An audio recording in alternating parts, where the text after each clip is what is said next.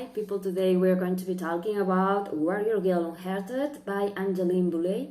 And I have to say that I did love this author first book, Firekeeper's Daughter, because I found that the book was amazing. I did love the plot.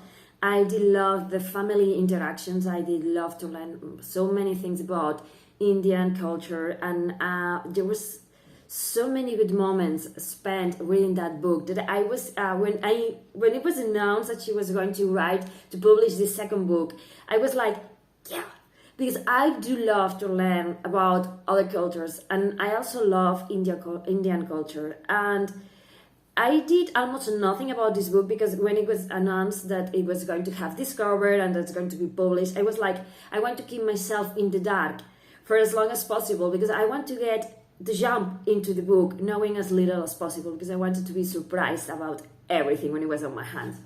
And man, did I love this book. As in the first one, I did love so many things. For me, it was very nice to get back to the world of Firekeeper's Daughter and to find, I was going to say cameos, but it's not exactly cameos, is it? But to reunite again with characters from the first book and to see them thriving or not, or living their best lives, and being around the characters that we are going to find in this one. And as with the first book, I do love that Indian culture is represented so strongly in this book. And there's passages in which they talk in their own languages, and I love that. And I find that I love it because, I mean, you don't need to step lightly. I mean, there's times in which the sentences and everything are not translated. And for me, it was amazing to have this because it, you can Google it and you can try to find what it means, but I think that it gives authenticity to the book because sometimes you're reading an English book and you find sentences in French or in Spanish or and it's okay. And I love to have these different languages thrown into the book because for me it's like it makes it more real. And I know that there's people who say, but I want to know what they say, or they should be writing in English, and I know it shouldn't. It should be written whatever the author wants to show it. And I do love it. And the different expressions and the different, I love it. And okay. I do love that we are going to have family in more sense than one. We are going to be following two different twins. When I say two different, it's because one of them it's like more adventurous, more like cheeky, more like I love her, and the other twin is going to be more conservative, or so it looks on the outside, because she's going to be showing us how she escapes or through the window to snack guys and all of this, and I love that. And I love that we have like this love between the twins, and that we are and we are also going to meet the family, parents and mother, and that's parents and mother. What's going on with me? Dad and mom, because sometimes when you are reading young adolescent book, the paternal figures are not there.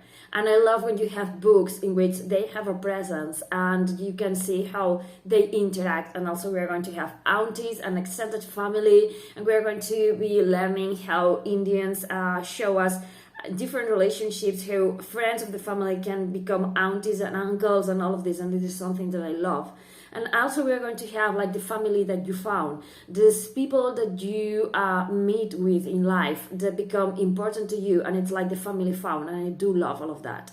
And I do love the plot because it begins like easy enough. We're going to have these twins who are going to be thrown into these jobs, and one of the twins is going to learn about the expoliation of not only objects but people from their families, the ancestors. And for me that was a very powerful thing. I remember when I was a little kid, I was seeing TV with my dad, and I live half the world away from America. And there was this image of these Indian people who went into this, I don't remember exactly if it was a museum or if it was a university, and they were, they were wearing shovels, and they were asking that they wanted the remains of their own families brought back, and so they could be interred and given the peace that they deserved. And it was something very powerful and stayed with me. I went on with my life, and I studied history, and I studied archaeology, and wherever I was thinking about exhumating bodies, and I never went so far as of that, but those images came back to me and made me think, would you like your dad to be put in display in a glass cabinet for everyone to see? And it began to make me think about boundaries and about, it's important to study the past, but I think it's also important to respect the people. And this book is very powerful, in which it holds no punches.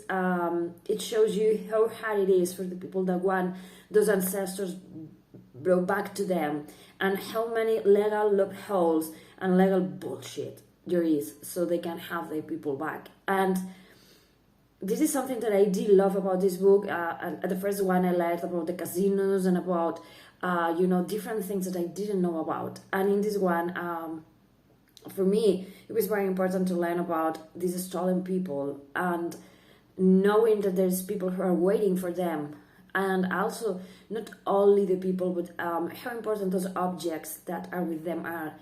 We are going to be learning about ceremonial baskets and the importance they have for their families and everything. And it was sometimes it was very hard for me to read about them. Dehumanization. I don't know how to say it. Dehumanization. I don't know if I say that right. That these people are suffering. And there's quotes at the beginning of chapters. And there was one saying something along the lines that you have more people inside boxes in your, in your buildings, that, more ancestors kept prisoner in your buildings, that you are allowing students of our nations to come study in your places. So for me, it was like very hard. And I do love all the plot about this group of people who are going to be thrown into these kind of jobs, and they're going to find each other. And they're going to learn about this expropriation of people, and they're going to try to find a way of bringing those people back. And you are going to learn about doing it like legally, or trying to do more rash things to try to bring these people back. And also we are going to be learning, as I say, about Indian culture and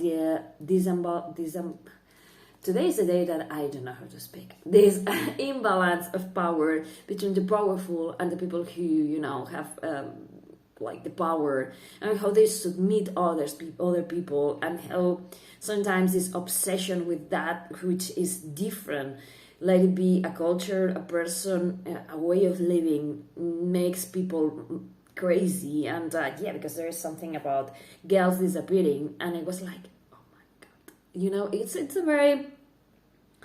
very powerful book. It's a very strong book. It's a very hard book. You are going to enjoy reading about it.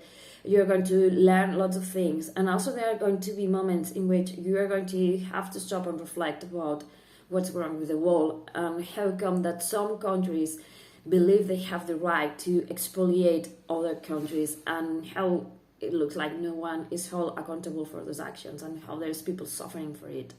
And there's so many good things about Angeline Boulley, and the way in which she shows us Indian culture and the things that they are living through, and how America was his before Americans decided, take these people away. Everything is ours. And I'm shutting up now because I want to say so many things, and I think that words are failing me. But I do recommend this book a lot to you because the author is amazing, the story is amazing, the plot is amazing, the way in which the story is told, it's amazing, the way in which you're going to be learning about different nations of the Indian culture and how they interact or not, and how they see the world, it's amazing. And you're going to be learning about family and the power of being united and having your own story, your own verbal story about your ancestors, about your legacy, about who you are in this world and who you want to keep being on this world. This is a very powerful book, and I did love it, and I did learn a lot. And for those characters who are so well developed that I will believe that I was really following them in their day-to-day life, and that they exist somewhere. And you know, I was just glancing through like these windows, seeing what they do and how they live their lives. So yeah, I'm shutting up now. I hope somehow I managed to convey how amazing this book is, and yeah, go for it, ready, because it's amazing. Thank you for watching. Bye.